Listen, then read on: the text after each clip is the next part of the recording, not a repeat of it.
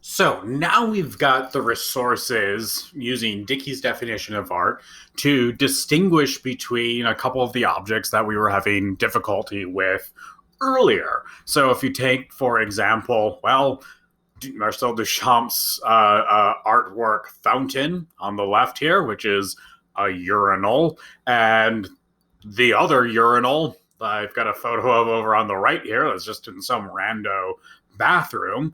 We can say, well, they both meet the first condition that Dickie gives. They're both artifacts. They've been made skillfully by a human, but only one of them meets that second condition in Dickie's definition of art. Only Marcel Duchamp's Fountain has had conferred upon it the status of a candidate for appreciation by some person, namely Duchamp, acting on behalf of the social institution of the art world. So, because that other urinal doesn't meet that condition and it's a necessary condition, that's why this urinal on the right is not an artwork.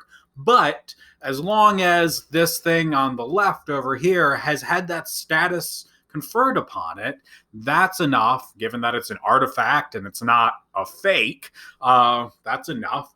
It's sufficient for it to be an artwork. Now, notice that, not just anyone could come along and turn that urinal over there on the right into an artwork. If I walked into the bathroom and just pointed at it and said, I now dub thee a candidate for appreciation, well, no, that wouldn't make it an artwork because I am not a person who's acting on behalf of the art world. I don't play the appropriate social role.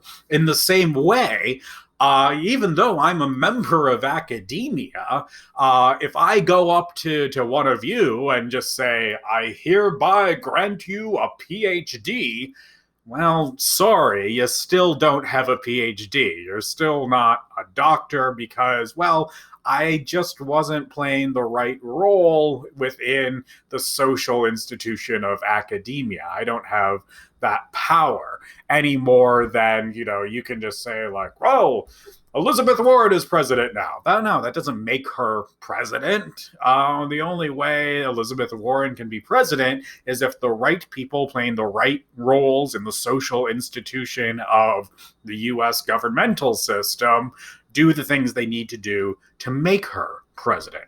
It's the same thing with art, according to Dickie.